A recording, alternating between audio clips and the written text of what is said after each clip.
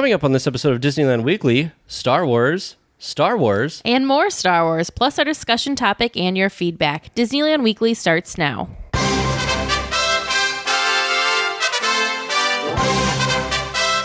This is Disneyland Weekly.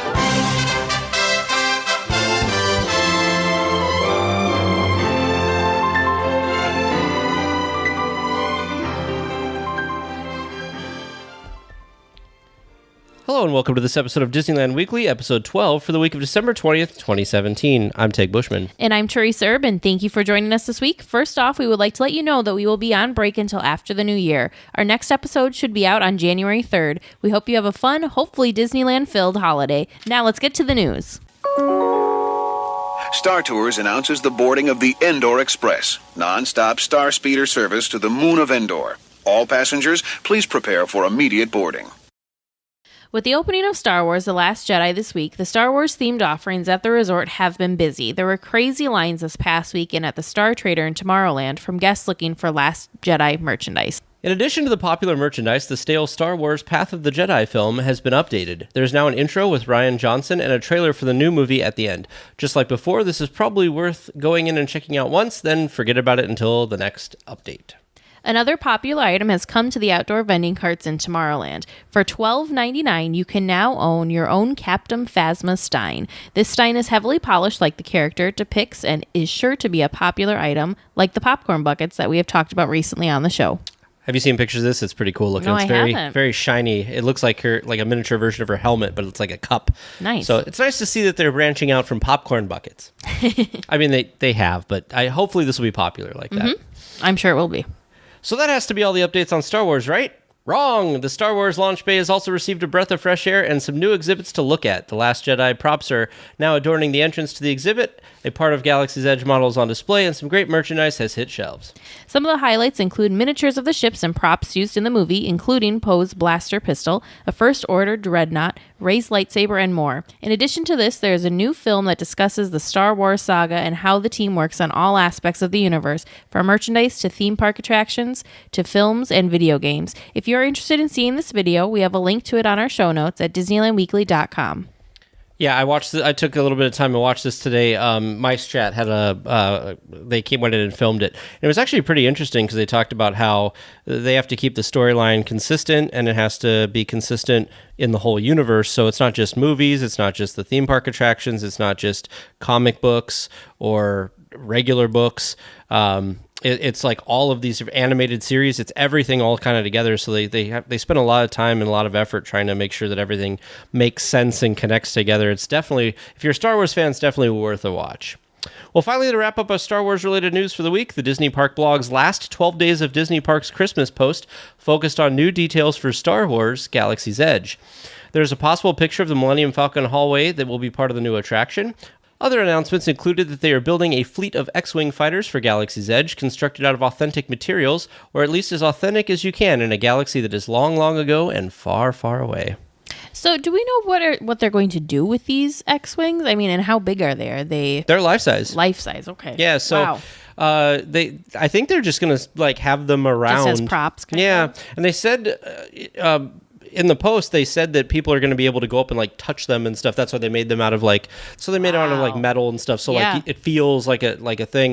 And they said actually the things that are going to be in Star Wars Galaxy's Edge are more real than the ones in the movies, because the movie ones are made out of fiberglass and foam and stuff. Because they just use it the one time and then it's gone. Yep, that makes sense. So it's pretty interesting. The hallway.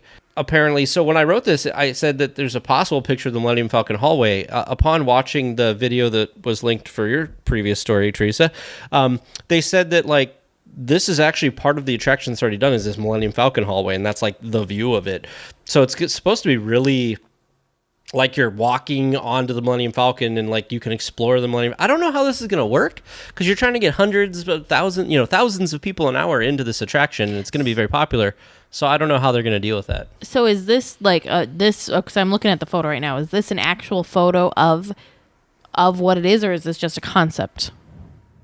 This is the. Are you looking at the one on my chat? Yes, posted? I'm on my chat. Yeah. So the picture they posted, it's the hallway that you're looking at. Yep. Yeah. So apparently that is a completed part of the attraction that you will walk through to get on this attraction at some point. And they say in the video and everything that you will walk through, and you will be able to. You'll come up the hatch and you can walk around the Millennium Falcon, and then you get in the cockpit, and then you're on the attraction, which is strange to me because I'm just like, I don't know how you're gonna like. I know some people could spend probably hours looking at various for sure. things. Yeah, for sure. And I just don't understand how... I'm just curious how this whole logistically land is going to come together, because weren't you saying before that how you do on this attraction then somehow shapes your experience in the land for the rest of the time you're there? Somehow the characters that are walking around will know how you did, and so you'll have interactions based on how you performed with them, so how you do it's just mind-boggling. in the attraction. That's awesome. Yeah. So were you on the Disney Parks blog? Is that what you were on? This one? Oh, the yes, Parks I'm blog? sorry. Okay. Yeah, because here's the X-Wings. Yeah, there's the X-Wings. And then this is actually a completed interior. That's amazing. It doesn't look real. That's how awesome. Well, I mean, it looks real. It looks real, but it doesn't look like you could walk. Yeah, it looks down like the movie set. Awesome. It doesn't. Yeah, and then they have this another picture Concept here of art, one of the concept arts of one of the looks like it's probably going to be a toy shop. Yeah, some sort of store. About. So we'll see how it goes. I'm kind of excited to see. Although, again, there's Look at this guy next to the X-Wings. He looks like an ant. Oh, is it the guy? Yeah. So there's a photo of 4 X-Wings in progress of them, in the progress of them building them. And there's this little guy. Well, I mean, he looks little, but this guy that's in front of him, and he just looks tiny compared to these. So these things are just going to be massive. Well, you've seen the movie. They're accurate size. I know. But yeah. But to actually see it in person is, to see it on the screen is one thing. To actually see it. Now, something that I get concerned about with all of Galaxy's Edge is, so let's say, I know it's going to be very popular. Oh, for sure, yeah. Everything has its time. So 15 years from now, when the newness of Galaxy's Edge has died off, are they still going to keep up all of the interactions in that land? Do you know what I mean? I can see that as a first. We need to cut expenditures, and there's all this stuff in this land. We can probably just axe it. Well, and it depends on how popular the franchise all around is going to be. I mean, who's to say that they're going to keep producing Star Wars movies in 15 years? So they could just continuously draw, get the younger generations excited and keep the older generations, in that world or in that universe. So it could have a lot of potential as long as they do it right. There's a lot of potential there. If they kind of ignore the franchise in general, then I could see how it would kind of become something of the past. Right. But it's interesting because there's not really any other Disney park that they've done similar to. This is a first for them. This is completely different. So Pandora, the World of Avatar, is their first kind of idea of this, but they kind of just you felt like you were in right. You're immersed Pandora, in the world, but there's not a lot of interaction. Right, the interaction thing is just interesting to me. This is what they want to do. I think this is kind of in a response to if you look at Wizarding World of Harry Potter, when you go, you can get magic wands and interact with the land, right? Yeah. And you can interact with people. You go into Ollivanders and you get a wand, and there's a whole little wand selection thing that they can do. I don't know if you've seen that. Yeah, it's pretty cool. So I think that Disney is reacting to that. This is definitely 10 steps ahead of that, though. Well, they have to. Well, yeah. But because the stuff that they're doing at Universal it's just very staged, and the things that you're doing with your interactive wands are just... You can't just do it anywhere. You have to be standing in this specific spot and swish and flick your wand in a specific way, and then you make whatever come alive. So, but this is I can't wrap my head around how they're going to do this. Well, we'll see how they execute it. So, saying things and looking at drawings is one thing, and then how they execute it is go through with it is a totally different thing. So, we'll see. I think it's going to be extremely complicated, and I think when Galaxy's Edge opens, I think they're going to have bugs. There's going to be problems with it. Of course. Well, yeah, there as there should. As there always is, as there should be. That's just how it goes. But so something I did not put in the news, but I think we should talk about, that I was going to talk about last week, but we didn't talk about last week, was Disney's purchase of 21st Century Fox. Again, it's probably not going to happen. I think it takes 12 to 18 months for them to finally do it. Something somebody brought up that's related to our Star Wars conversation here is, I actually didn't notice this until they said it, and then literally tonight I went and saw The Last Jedi for a second time, and I really noticed it now that it's been pointed out. So it's not a spoiler at all. It's not even part of the movie, really. So they said that 20th Century Fox is who originally put out the Star Wars movies. Oh, so the very beginning was that 20th Century Fox fanfare, remember? Sure. Mm-hmm. And then it went from that to A Long Time Ago in a Galaxy Far. Now it's just Lucasfilm. It's quiet. And then it does A Long Time Ago in a Galaxy Far, and it's quiet. And then it does done. So like that's the first thing you get. So I'm wondering, there's one of the thoughts was, even if 20th Century Fox doesn't distribute the new Disney movies, are they going to add that logo back in just for the feel of it? I don't think so. I don't know, but I noticed when I watched it tonight that it does feel like something's missing. It now does. That it's been pointed out. Now that you're saying that, I guess it's like, oh yeah, I guess. But I don't. Why would they put 20th Century Fox on it though? Because they don't have anything. They wouldn't have anything to do with it at that point.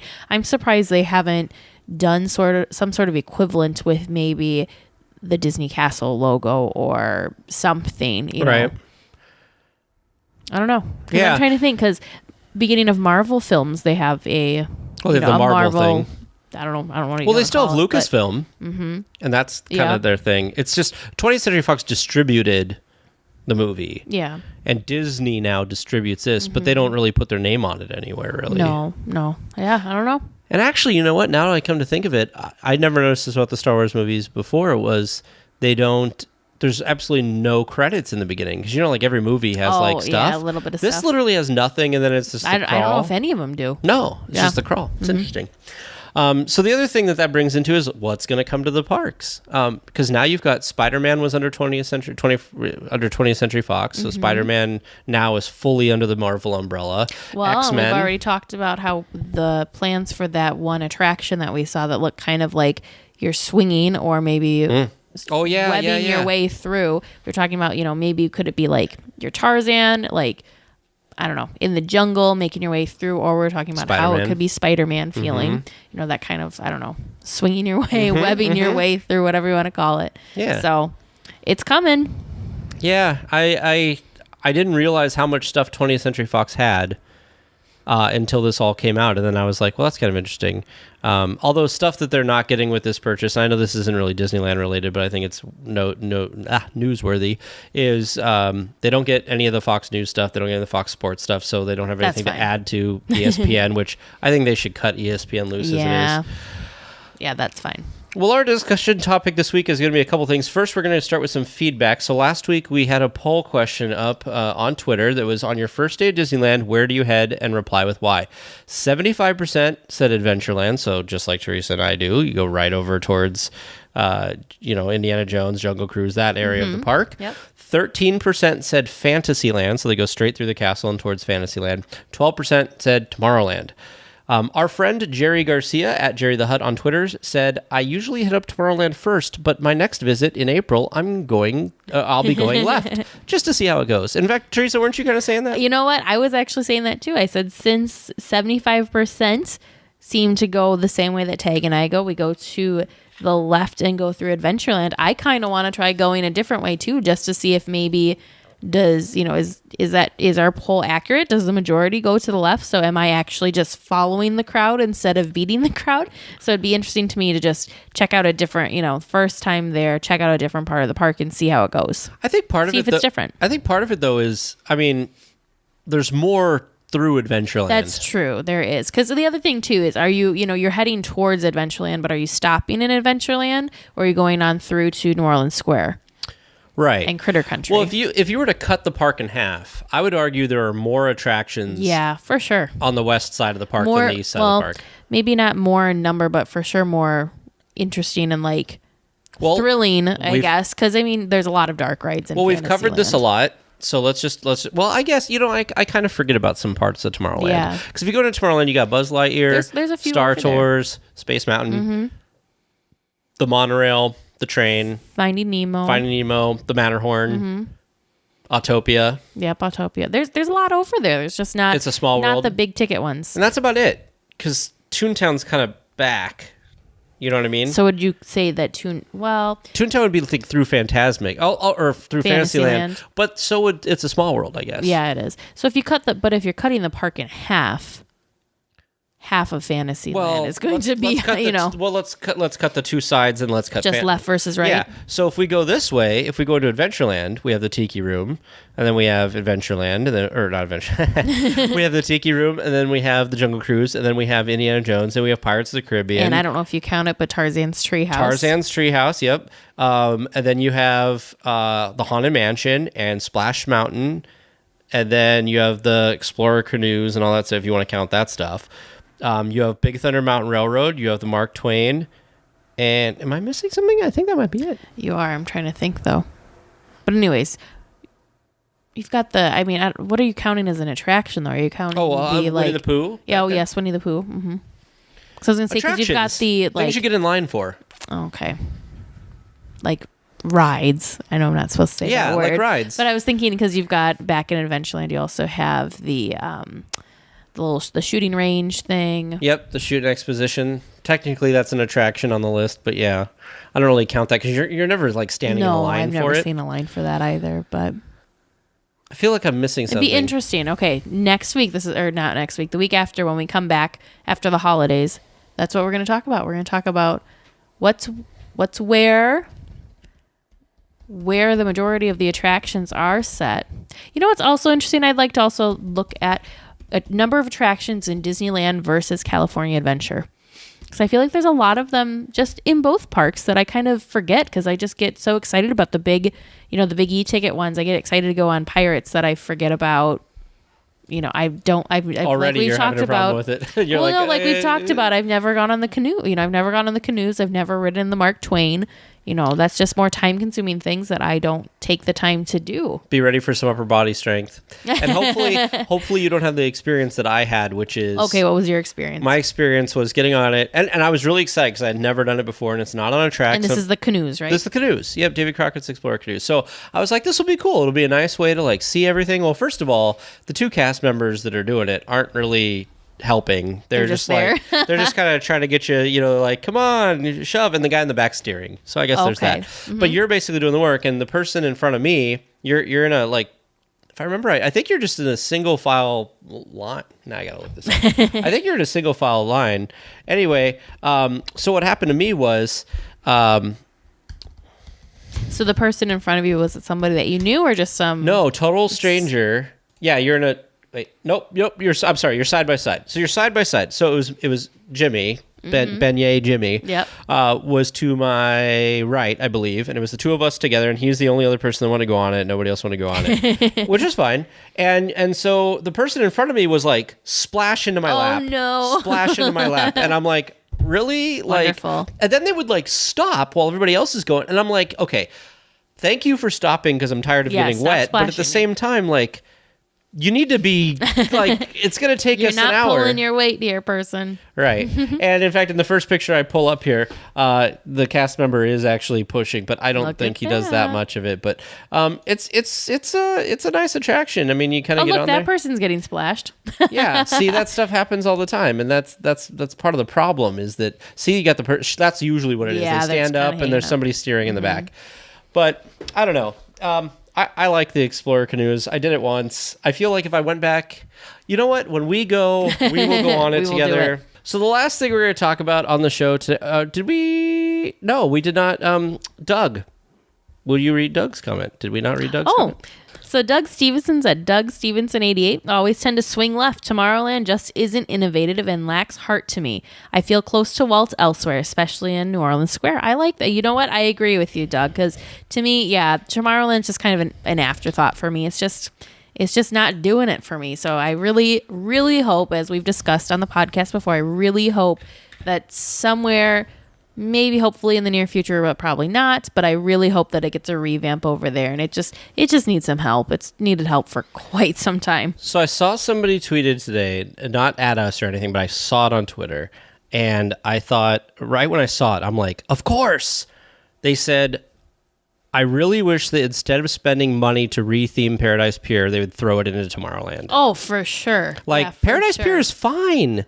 You don't, nobody goes to California Adventure and complains that Paradise Pier needs work. If they do, it's not as much as they're complaining about Tomorrowland. No, Tomorrowland is a disaster. They probably just don't know what to do with it, and that's why they haven't done anything. I think it would just cost a lot of money. Yeah, that too. It is unfortunate. I'm very happy that we're getting a new land, that we're getting Star Wars: The Galaxy's Edge, but it's almost too bad that they couldn't have somehow, I don't know, did something in Tomorrowland, like kind of somehow combine the two together and just kind of scrap the whole Tomorrowland thing and just turn it into the Galaxy's Edge area. But money. Yeah. I mean, I guess, because then they have to deal with the monorail and everything. But then they're also having to close down a big chunk of the park while they're redoing everything. They did it in 1998. I suppose. Well, right now, the park isn't affected with all their constructions that they're doing right now. So, what do you think about? Oh, that's an interesting idea, actually. Because if they open up Galaxy's Edge, then they can close Tomorrowland to do something with it. They could. Maybe they will. So here's a thought. So, what year are we in? 2017. Do you think that for the 75th anniversary, which will be, I guess, 2030, that's a long time. Yeah. Well, do you think by the 75th anniversary they will have done something with Tomorrowland? I really, really hope so, but at the rate that they're going now, no. Because that gives them 10 years after. Yeah, it's just completely the afterthought, though, because I don't know why. I wish I could get in their heads and figure out why Tomorrowland is the poor, forgotten part of the park that desperately needs some guidance and help and assistance. Maybe instead of spending 50 whatever billion on 21st Century Fox, they should spend $1 billion on Tomorrowland. If they could spend $1 billion and renovate all of or a good chunk of California Adventure, they could spend $1 billion and really make a cool Tomorrowland. Unless maybe, are they, because they are trying to push a lot of stuff over to Disney California Adventure. Are they trying to get people out of the Disneyland park so that they can spend the time and spend the money to redo the areas that I think it really comes down to the fact that Disneyland Park was not designed to handle the amount of people that are there. Oh no. And California Adventure was. So like if you were to take the busiest day at Disneyland, if you were literally to pick up all those guests and throw them in California Adventure, it would not feel as busy as it does in Disneyland. I get that. Even though there's probably less attractions at California Adventure. So because they designed it that way. When you go to California Adventure and you're walking down some of the paths, the paths are wide. Like huge. You could drive like 4 lanes of traffic down some of their things. Where Disneyland, I feel like you could barely get a car around in some areas there. Yep. So I don't know. I think that I think they've worked themselves in a corner because there's really not much you can do at Disneyland to make bigger pathways without taking away a lot of stuff. And I think that would make people even more upset. So the last thing we want to talk about, I saw this on, we mentioned the Tim Tracker before, who makes the Disney videos out in Florida. And today or yesterday, he posted a link, he retweeted a link to an article from the Odyssey Online that talks about how remember to be kind to theme park cast members this Christmas. They make the magic for you. And I thought that this was important to talk about because I have witnessed, and Laura, who listens to the podcast, was there with me experiencing this. But one night, and I don't know if I've told this on the show before, but one night we were hanging out in the hub, and there was a cast member. They had a section of the walkway blocked off, and the cast member was trying to get people to go around because they've been doing this for 50-something years. They know their guest flow. They know how to get people around the park. So they rope off things for a reason. Yeah. If this would have been open, there would have been this weird cross traffic and it would have been causing all these problems. All of these people, this poor cast member, she's there with her little flashlight and she's trying to get people to go by. And there's these people after people after people, and we're waiting for somebody. I think somebody's getting a corn dog or something, so we're just kind of standing there. And we hear them ask her, like, how come we can't just go through here? I want to just go right over there. I'm going to go through here. I want to go through here. And she's like, no, you need to go around, like, because you could go further down the path and then come back. Sure. And more than one person just walked right by her, went right under the rope, went under the other rope, and went on their way. And this one guy kind of started getting into it with her, and cast members can't really defend themselves and can't really say anything. Yeah. So Laura and I, this guy started getting into it with her, and I said, hey, and Laura I think chimed in at some part too, but we said, hey, they've been doing this a long time. They obviously have a reason for it. Just go down there and like stop being a jerk. And the guy just kind of looked at us like, what? And like caught off guard and like went around. And we apologized to the cast member. We said, we're sorry. We know you can't say anything or whatever. And she's like, thank you. People just every night I just get yelled at, and this is what I'm supposed to do. So that's horrible, because they're there just doing their jobs. They're trying to make your experience magical. Mm-hmm. You don't need to treat them terrible. Well, and you got to think, and I know a lot of people don't think. First of all, there's the long trope thing of like when you walk into a Disney park, you leave your brain outside because like you go into this magical world, and they just think that like everything, I can be an idiot and I'll be fine. It's a magical world. So I feel like people don't think that like Disney's done this for a long time. They know how to handle crowds. They know how their park flow works. Sometimes they do a bad job at it, but most of the time they're pretty good. If everybody did what they're supposed to, it would work great. But what happens is people like this, they don't listen, they go through, they cause problems, they start being mean to the cast members. And you know what? They don't get paid enough to deal with this stuff. Well, and I can see, and I get both sides of it. I mean, I've never felt this way, but I can see how people, guests are just, they're frustrated, they're stressed, they're on a time constraint, they maybe have screaming children or whatever. So right. If this poor cast member that's just asking them politely, can you please do this, that poor cast member is the straw that breaks the camel's back, and so they're the one that they are gonna unload on because right. Whatever. But that's not right. We got to remember that these people, even though yes, they are getting paid and yes, they're employees, you still need to be nice to them, because if it wasn't for them, we wouldn't be able to go to the park. So well, it's also just think like these people are people. Well, and they're passionate about what they do. They've got to be right. They really enjoy the parks. They really enjoy the creating this magical experience for and people. They like creating this experience for you to enjoy. So I feel like a lot of the times, and the other thing too is I've seen it where cast members have gone just way out of their way and like beaten all odds and all expectations, and I've seen someone just kind of expect that out of them, which right. That's that's not, I mean, yes, it's their job, but no, it's not really their job. You should really appreciate it when they do go out of their way, but don't expect that they're going to go their way. Exactly. See, this reminds me of when I worked at the movie theater, and I would hate this. And please, listeners, please think of this when you go to the movies or anywhere. So many people will just leave their garbage, and they're like, I'm giving that usher a job. Oh, yeah. And it's like, it's not the usher's job to clean up your garbage. It's the usher's job to come in and make sure that people didn't forget things, that there aren't any issues in the theater. And if there is some spills, because it's popcorn, you're going to spill popcorn places. Like, to clean that up and make it nice for the next people. Why go out of your way to be like, oh, I'm going to be a terrible person and leave it for somebody else? It's like, that's not what their job is. Their job is to clean up the occasional mess. So take your stuff out of the theater. When you're at the parks, be nice to everybody. When you're watching a parade and you've got your whole family sit down and you make camp for hours or whatever you want to do, pick up all your garbage at the end. Throw it. There's trash receptacles everywhere. Just throw it away. That's one thing that's just amazing to me is I should count. There are fleets of people. No, I was gonna say I should count how many steps it is between you. Anytime that I'm in Disneyland and I think, oh, I need to throw this away. Pop, there's a garbage can. It's like there's this magical little thing. I know it's a Walt thing, but it's so well placed that it's like they appear out of thin air sometimes, I feel. Because I don't notice them when I don't need them, but they are all over the place. It's awesome. You know the story of the placement, though? It's a Walt thing. Yes, but it's a Walt thing. Do you know what the story is? Well, go on and tell it, because I don't think I remember the whole thing. So it could be urban legend at this point. The way, because they were trying to figure out, he didn't want to have a dirty park. Like, right. That's one of the things and that's why they don't sell gum. Right. It's one of the things he hated. So he went to a hot dog vendor. He got a hot dog. He said, okay, put a trash can here. He ate the hot dog. When he was done eating the hot dog, trash can here. That was the distance. Sure. Because it was the distance you need that you're going to be done with something and have this piece of garbage. And instead of just, because most people are like, now I got to carry this piece of garbage around, and they'll just go on the floor.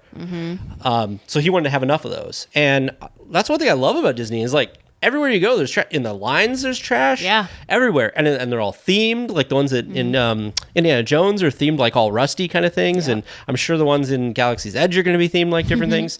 So I don't know. I like that they do that. Like I said, it's just magical to me because, like I said, you don't notice them, and then suddenly like, oh, I've got to throw. Oh, look, there's a garbage can. Right. It's like they pop out of thin air. It's great. Well, it's like vandalism. They say that if you remove vandalism as soon as it shows up anywhere, even like public streets, sure. If you remove it right away, you won't have more vandalism. But if you leave it up, more vandalism will occur. It's an interesting thing. Well, and that makes sense too with litter because, if you think, oh, well, everybody's, there's this one little thing inside of us. Oh, well, everyone's doing it, which doesn't make it right. But, something else to think of. Now we're going to go back to talking about being kind to the cast members. The other thing, especially during the holidays, to try and remember is that, yes, you're there to have a great time and you're there to be with your family, but you got to remember too that these poor cast members that are working during the holidays are giving up spending time with their own families. A lot of these people might not actually be from either, the Anaheim area or the Orlando area. So their families might be miles and miles away, but they're staying to work and to make your experience better because they're passionate. And they're open 365 days a year, 20, So when you're there on Christmas having a great time, that means that all those people that are there are not with their families on Christmas. Yeah. So, and remember that in retail too. I mean, both of us have worked in retail and, luckily I think the place we worked in retail wasn't open on Christmas, but things like Disneyland, the movie theater, when I went to the movie theater was open on Christmas. So the other thing to remember too, and I actually have a great example of this tonight, actually. So we recorded this on Tuesday night. Disneyland was only scheduled to be open until 9 tonight. They extended their hours to 11. Imagine being a cast member, they're coming around probably like, can you stay on an extra couple hours? Yeah. So some of these cast members might be working, in the article it actually says 8 to 15 hour shifts. And maybe they worked until 3 o'clock last night and they're back at 8 in the morning for whatever reason. Yep. So just remember, be nice to people. Treat others as you would want to be treated. Remember that everybody's got a story and there's other things going on in people's lives outside of what you see. So even though they might have a smile. Yeah. The other thing, too, is I don't think any of our listeners would be rude to the cast members. Pass it on. Yeah, pass it on. And maybe if you're in the parks and you see something kind of happening, I don't think you need to go, butt in and defend the cast member. But at the very least, give them, It felt so good, though. At the very least, just, maybe apologize to that cast member and tell them that you hope they have a good day or, something. Just remember to take care of your cast members because they take care of us all the time. Something that people don't remember, but they should. And maybe people listeners to this maybe don't know, but you should, especially if you see a situation like that. Get the cast member's name, go to City Hall. Oh, sure. Write a thing because that means more to a cast member than anything. Because if they get that good feedback, I mean, that come on, goes think in their about file. it. You took time out of your vacation to say that this person did an awesome thing. So I could, for sure. And I think in general we forget that people that have a bad experience are likely to go complain about it, but people who have a good experience aren't. No, yeah. So I think it's really important because think about this: if let's say you're in the situation that I had with the cast member. People are mad and going under the rope. Maybe they got her name and was like, this cast member was really rude and told my family I couldn't go. So they wrote like a nasty thing. But then maybe I went afterwards and said, oh, this cast member was great. And she was trying to do her job and she kept her cool and everything. Yep. And this person must be a saint because I would have just slapped the crap out of this guy.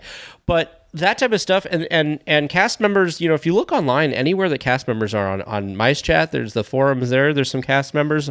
On the Disneyland subreddit, there are cast members, and they all say the same thing. If you have a good experience, go to City Hall, give them feedback, write it down. For sure. If you forget, I did this last time. Every time I ran into a good cast member on my phone in my notes app, I wrote down who it was, what the date was, what the time was, what attraction they were working in, like their name. And then at the end of the trip, I went onto Disneyland's website and there's a section for feedback and it sends it to guest services and I wrote all of their stuff out. Like, we were at this day, they were super great, blah, blah, blah, blah, blah. And I had it all written down. I put it in one giant email or one contact form and I sent it and I got a response back saying, thank you very much. We're going to contact all these cast members.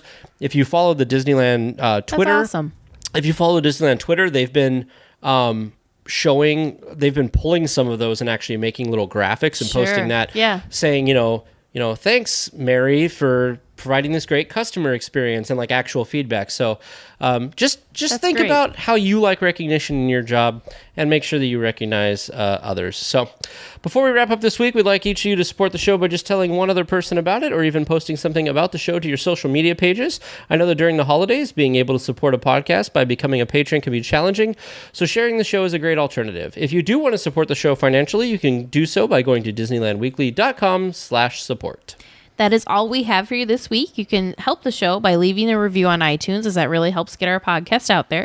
If you want to keep up with the show, you can follow us on Facebook by searching for Disneyland Weekly, on Twitter at DLWeekly, or sending us an email at feedback@DisneylandWeekly.com. We'll be back after the new year with more Disneyland news and information. So until then, go out and enjoy the parks. Happy holidays. Ladies and gentlemen, Disneyland has now ended its normal operating day. We hope you've enjoyed your visit to the Magic Kingdom and that you'll be back with us again soon.